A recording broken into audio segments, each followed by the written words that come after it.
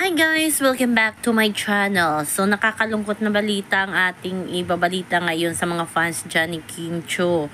So opisyal nang nagsampa ng kaso si Kim Chiu laban sa kanyang kapatid na panganay na si Lakam. Yung ate Lakam niya na lagi niyang pinupuri na laging na talagang sinasabi niya na nanay at yung tumayong nanay at tatay niya nung maghiwalay ang daddy at mommy niya, si Lakam na ang naging tumayong parang nanay at tatay nilang magkakapatid, no? Nakakasad lang, 'di ba, yung closeness ni Ate Lakam at ni Kim Chiu na uwi sa kaso or sampahan ng kaso. Bakit nga ba nauwi sa ganito, 'di ba? Yun ang sabi ng mga netizen kasi hindi mo na imagine, super close nilang dalawa at yung buong tiwala talaga ni Kim Chiu sa kanyang ate Lakam, pera, negosyo, lahat-lahat ay ipinagkatiwala niya sa kanyang ate Lakam. Lahat si Lakam ang nagmamanage ng lahat ng assets ni Kim Chiu. So ito na nga daw, natuklasan daw ni Kim Chiu na malaking halaga ang nawawala sa negosyo nila ng kanyang ate Lakam.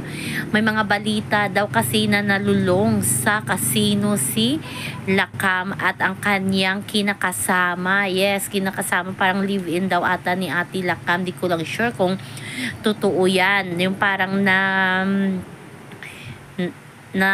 inganyo daw si Lakam kasi nga mahilig daw sa sugal ang kanyang ka-live-in. Kaya nadamay itong si Lakam at nalulong na din sa sugal at ito na nga ang nangyari.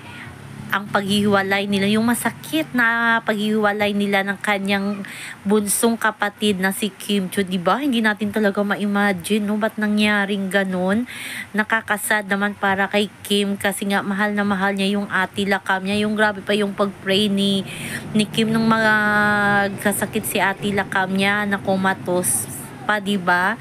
So, ba't kaya nagawa yan ng ate Lakam niya kay Kim?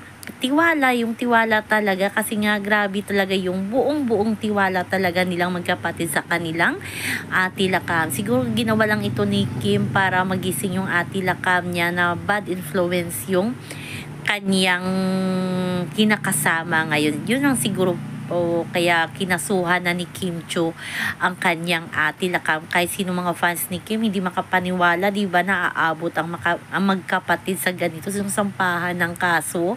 Nakakasad.